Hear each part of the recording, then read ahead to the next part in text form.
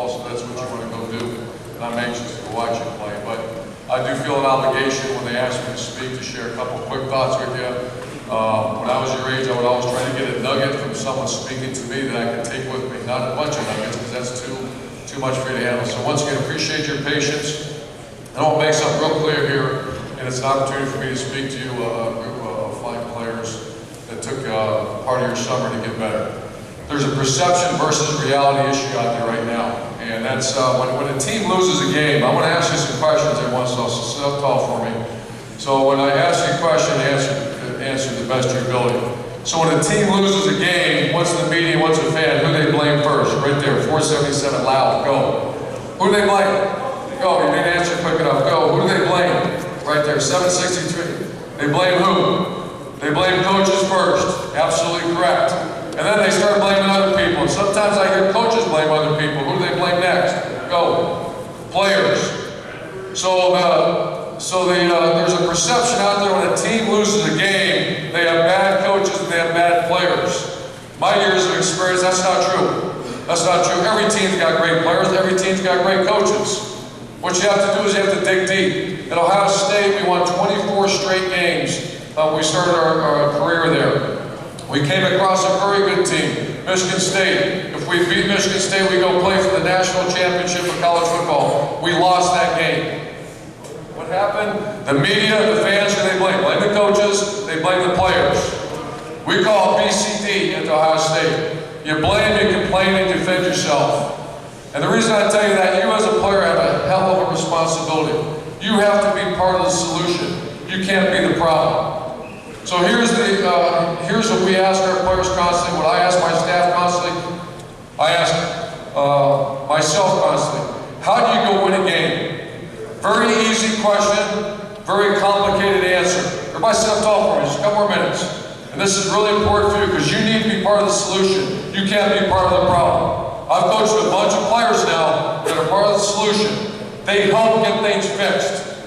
We lost that game, we lost the Orange Bowl, we lost to Virginia Tech. At one point, lost 3 out of 4. There were a lot of problems people thought in Ohio State. Deep in my heart, I knew there was a small problem, and we had to get it fixed. To win a game against equated talent, like Michigan State's, like Clemson's, like the good teams out there, you have to operate at full capacity. Any idea what I mean by that? I'm going to ask you again, 475. What do I mean you have to operate at full capacity? Any idea? What's that? You have to play your best ability, but you're part of a unit on your team. So the units, there's 9 of them. 9 units, the quarterbacks, receivers, running backs, tight ends, offensive line on offense, on defense, D-line, linebackers, corners, and safeties. For you to go in a game with equated talent, you have to be 9 strong.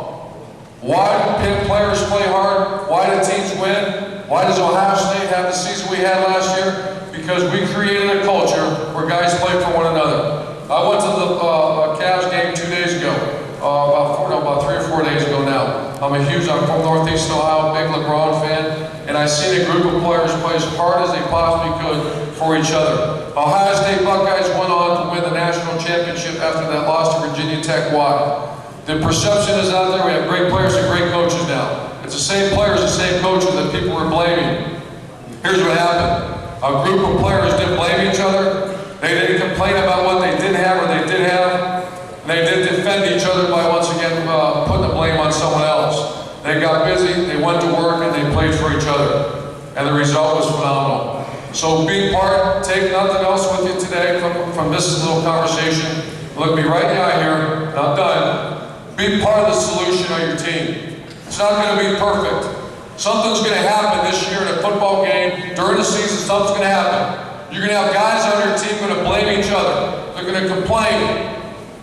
Be part of the solution, don't be part of the problem. I've done this 29 years. I have no tolerance for people who are part of the problem. For people that are part of the solution, they end up becoming captains, they end up becoming all Big Ten All-Americans, and they usually get drafted in our place. And the good thing is right now, guess what we have in Ohio State? A bunch of players that want to be part of the solution, not the problem. So have a great day. I look forward to tomorrow.